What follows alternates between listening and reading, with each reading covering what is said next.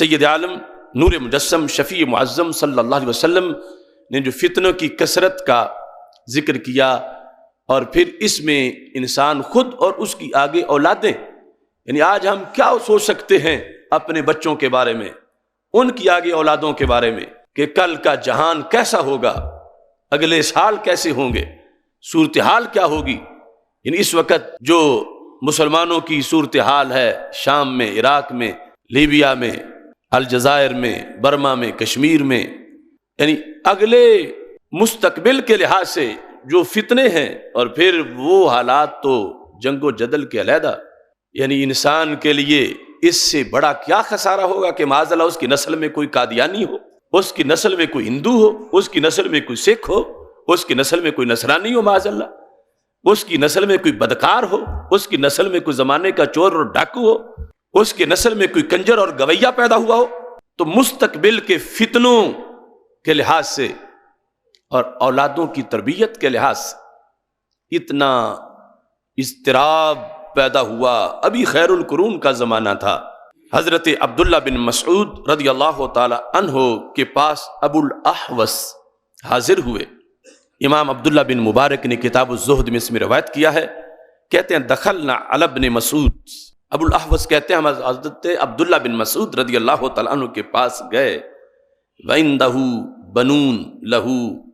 غِلْمَانٌ كَأَنَّهُمْ الدَّنَانِيرُ حَسَنًا، ان کے شہزادے ہم نے دیکھے تو نگینوں کی طرح چمک رہے تھے ان کے بیٹے، فَجْعَلْنَا نَتَعَجَّبُ مِنْ حُسْنِهِمْ، ہمیں ان کے شہزادوں کے حسن پر بڑا تعجب آیا کہ اتنے خوبصورت بیٹے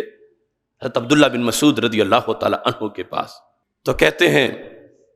جب ہم نے رشک کیا کہ کاش ایسے بیٹے ہمارے بھی ہوتے کہ جتنے ان کے خوبصورت بیٹے ہیں، تو انہوں نے اس رشک کو محسوس کر لیا اور اپنی اندر کی کیفیت کا اظہار کیا، خدشات کا۔ فرمایا کأنکم تغبطوننی بہم، لگتا ہے تم ان میرے بیٹوں کی وجہ سے مجھ پہ رشک کر رہے ہو۔ لفظ غبطہ بولا، حسد نہیں بولا۔ غبطہ حسد یہ ہوتا ہے کہ اس کے نہ رہیں مجھے مل جائیں، اور غبطہ ہے اس کے بھی سلامت رہے رب مجھے بھی دے دے۔ کأنکم، گویا کہ تغبطوننی بہم، ان کی وجہ سے تم مجھ پہ رشک کر رہے ہو۔ فرمایا تمہارا رشک اپنی جگہ، لیکن میں جو فتنے دیکھ رہا ہوں یہ تو رب کا فضل اور شکر ہے کہ میری نسل سے ہیں اور مجھے بڑے پیارے ہیں، لیکن کل کیا ہوگا؟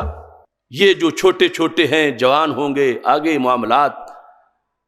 حالانکہ ابھی خیر القرون کا زمانہ ہے۔ تو کہنے لگے واللہ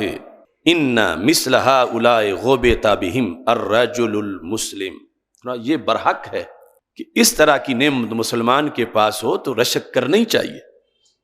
تمہارے رشک کرنے پر اعتراض نہیں، یہ رب کا فضل ہے، شکر ہے، اس پہ رشک ہونا چاہیے کہ خوبصورت بیٹے ہیں، نسب ان کا صحیح ہے، پرورش میں ان کی اسلام کے روشن ماحول میں کر رہا ہوں۔ فرفع رأسہ الی سقف بیتہ لہ کثیر، ابو الاحوص کہتے ہیں کہ وہ اپنے چھوٹے سے گھر میں بیٹھے ہوئے تھے، بیت کے ساتھ کثیر کی قاف جو ہے صاد، یعنی چھوٹے سے گھر میں بیٹھے ہوئے تھے، اور سادہ سی چھت تھی گھر کی، پھر انہوں نے اپنی نگاہ اس طرح چھت کی طرف اٹھائی، فقد عشش فیہ الخطاف، تو چھت میں چونکہ لنٹر نہیں تھا، وہ لکڑی کے ڈنڈے رکھ کے اوپر چھت بنائی گئی تھی، تو اس چھت کے اندر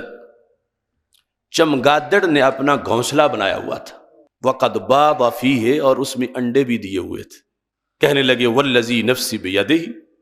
مجھے اس رب کی قسم جس کے قبضہ قدرت میں میری جان ہے، لأن أكون قد نفدت يدي عن تراب قبورهم أحب إلي من أن يخر عش هذا الكتاب فينكسر بيضا۔ فرمایا مجھے اس رب کی قسم ہے جس کی قبضہ قدرت میں میری جان ہے، ایک چھوٹا سا واقعہ ہو جائے کہ یہ گھونسلہ گر پڑے نیچے اور چمگادڑ کے انڈے ٹوٹ جائیں، یہ چھوٹا سا حادثہ جو ہے، اس سے بھی مجھے یہ پسند ہے کہ کاش کہ یہ اپنی طبی موت سے اپنا ایمان سالم لے کے دنیا سے چلے جائیں، اور میں ان کو قبر میں خود دفن کر کے اپنے ہاتھ جھاڑ رہا ہوں۔ مجھے یوں ان کو صحیح سلامت دفن کر کے خودکشی سے نہیں، ان کی طبی موت کے بعد اپنے ہاتھ جھاڑتے ہوئے راحت محسوس ہوگی کہ میں نے جو میری نسل سے تھے کل میرے لیے آر تو نہیں بنے گے، کل فتنہ تو نہیں ہوگا میری وجہ سے، کل کے حالات کے لحاظ سے مجھے سکون ہو جائے گا۔ یعنی اس قدر گمبھیر حالات میں دیکھ رہا ہوں، آگے کے معاملات دیکھ رہا ہوں، حالانکہ وہاں تو آگے بعد والا بھی زمانہ خیر القرون میں سے تھا، اور ثلاثہ قرون کے لیے نبی اکرم صلی اللہ علیہ وسلم کے جو الفاظ ہیں وہ موجود تھے، لیکن ان کا جو بلند تقویٰ تھا اور اس کے لحاظ سے جو بلند تقاضے تھے، یعنی ان کے پیش نظر وہ آنے والے چھوٹے سے فتنے کا ذکر کر کے اس کے مقابلے میں اس چیز کو ترجیح دے رہے تھے، یعنی چھوٹا سا فتنہ کہ وہ گھونسلہ گرے اور انڈے ٹوٹے، اس کے مقابلے میں اگر یہ حادثہ ہو جائے اور میں اپنے ہاتھوں سے ان کو دفن کروں، اور پھر قد نفدت یدی عن تراب قبورہم، ان کی قبروں کی مٹی سے میں اپنے ہاتھ جھاڑ رہا ہوں، جس طرح بندہ مٹی ڈال کے پھر عادت ہے کہ ہاتھ جھاڑتا ہے، اس طرح کر کے یوں میں جب فارغ ہو رہا ہوں ان کو دفن کر کے صحیح سلامت ایمان کے ہمراہ، تو یہ میرے نزدیک زیادہ پسندیدہ ہے اس سے، اتنے فتنے سے، اتنی چھوٹے سے واقعے سے،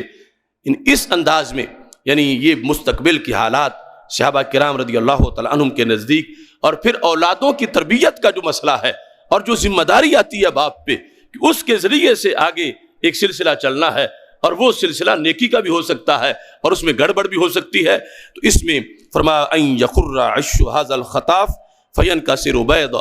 اس کا ذکر کرتے ہوئے یہاں پر جو کتاب کے مصنف ہیں کتاب الزہد کے عبداللہ بن مبارک، وہ کہتے ہیں یہ لفظ انہوں نے کیوں بولے، کہتے ہیں خوفا علیہم من الفتن، اپنی اولاد پر جو فتنوں کا خطرہ تھا،